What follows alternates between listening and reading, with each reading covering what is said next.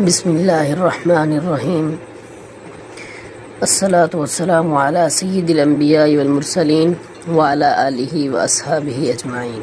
آئینہ صبر و قناعت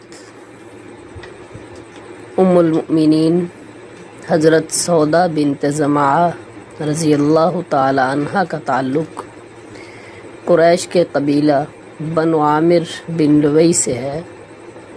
ان کا سلسلہ نسب 9ویں پشت میں حضور صلی اللہ علیہ وآلہ وسلم کے نسب مبارک سے ملتا ہے۔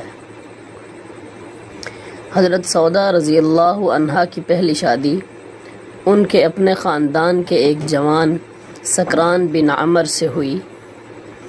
حضرت سودا کی والدہ کا نام شوش بنت قیس ہے، جو انصار کے قبیلہ بنو عدی بن نجار سے تعلق رکھتی ہیں۔ یہ دونوں میاں بیوی سودا اور سکران رضی اللہ عنہما شروع میں اسلام قبول کرنے والے لوگوں میں سے ہیں، اس لیے سابقین و اولین میں شمار ہوتے ہیں۔ ابن سعد کا بیان ہے کہ سکران اپنی بیوی کے ہمراہ حبشہ سے مکہ مکرمہ آئے اور فوت ہو گئے۔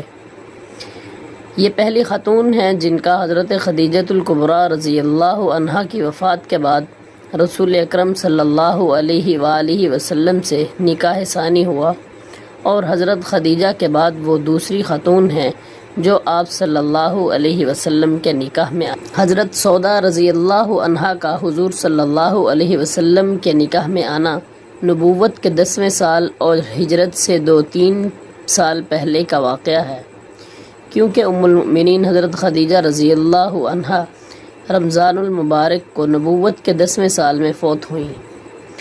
یہ ایسا وقت تھا جس میں خانہ نبوی کو کسی مشفق، مہربان، حوصلہ مند خاتون کی اشد ضرورت تھی جو بچیوں کی دیکھ بھال کر سکے۔ رسالت مآب صلی اللہ علیہ وسلم کے علم میں تھا کہ حضرت سودا رضی اللہ عنہا نے اسلام قبول کرنے کے بعد کیا کیا اذیتیں اٹھائیں اور پھر سفر ہجرت کے دوران میں کتنی تکالیف برداشت کی۔ حضرت سودا رضی اللہ عنہا سے نکاح کے بعد مکی عہد میں ہی حضرت عائشہ صدیقہ رضی اللہ عنہا سے بھی حضور صلی اللہ علیہ وسلم کا نکاح تو ہو گیا تھا، مگر ان کی رخصتی ہجرت مدینہ کے بعد مدینہ منورہ میں جا کر ہوئی۔ اس کا مطلب یہ ہے کہ کم از کم عرصہ 2.5-3 سال تک نبی کریم صلی اللہ علیہ وسلم کی گھرانہ ذمہ دار اور نگران صرف ام المؤمنین حضرت سودا بنت زمعہ ہی رہی۔ حضرت سودا بنت زمعہ طویل القامت اور بھاری بدن والی خاتون تھی، چنانچہ مدینہ منورہ میں ہجرت کے بعد حضرت عائشہ رضی اللہ عنہا کی رخصتی کے بعد عدل کے تقاضوں کے مطابق آپ صلی اللہ علیہ وسلم کی شب بسری 2 گھروں میں برابر تقسیم تھی۔ اس خیال سے کہ وہ ایک بھاری بھرکم عمر رسیدہ خاتون ہیں اور حضرت عائشہ صدیقہ رضی اللہ عنہا نوجوان بیوی ہیں، فطرتی تقاضا یہی ہے کہ حضرت سودا کے مقابلے میں انہیں زیادہ توجہ اور وقت ملنا چاہیے۔ اس لیے انہوں نے اپنے حصے کا وقت بھی حضرت عائشہ صدیقہ رضی اللہ عنہا کو دے دیا۔ شاید یہ خدشہ بھی ہو کہ عرب کے معاشرتی رسم و رواج کے مطابق انہیں طلاق نہ دی جائے۔ چنانچہ انہوں نے عرض کیا، یا رسول اللہ، میں ایک بوڑھی عورت ہوں، شوہر کے ساتھ شب بسری کی مجھے ضرورت نہیں، لیکن آپ کے نکاح میں رہنا میری آرزو ہے تاکہ آخرت میں آپ کی شریک حیات شمار کی جاؤں۔ انسانی فطرت کی ایک کمزوری اور معاشرہ کی ایک ضرورت کو قدرت نے پیش نظر رکھا ہے۔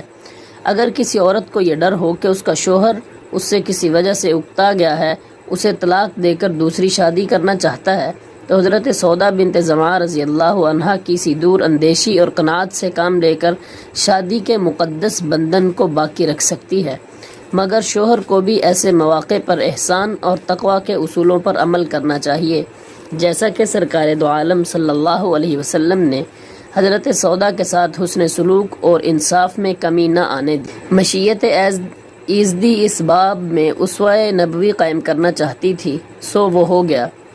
چنانچہ دیگر ازواج مطہرات کی طرح ان کے حقوق بھی ادا ہوتے رہے۔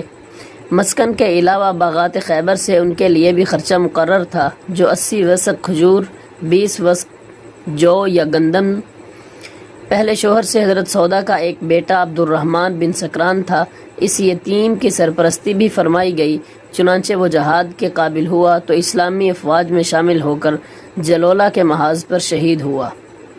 خلفائے راشدین بھی امہات المؤمنین کے اخراجات کا خاص خیال رکھتے تھے۔ ایک مرتبہ حضرت عمر رضی اللہ عنہ نے 400 درہم کی ایک تھیلی حضرت سودا رضی اللہ عنہا کے لیے بھیجی، یہ تمام درہم آپ نے فقراء میں بانٹ دیے۔ اس کے علاوہ وہ ہنرمند خاتون بھی تھی، گھریلو دستکاریاں جانتی تھی، طائف سے کھالیں منگوا کر ان پر کام کرتی، پھر فروخت کر کے ان کی آمدنی سے خیراتی کاموں کے لیے خرچ کرتی تھی۔ ام المؤمنین حضرت سودا بنت زمعہ رضی اللہ عنہا کی زندگی ہمارے بہت سے معاشرتی مسائل کا حل نکالتی ہے اور سیرت نبوی کے بھی بہت سے پہلو اجاگر ہوتے ہیں، بعض شرعی مسائل بھی کھل کر واضح ہوتے ہیں۔ محدثین کا خیال ہے کہ ان سے صرف 5 احادیث مروی ہیں۔ رضی اللہ تعالی عنہا۔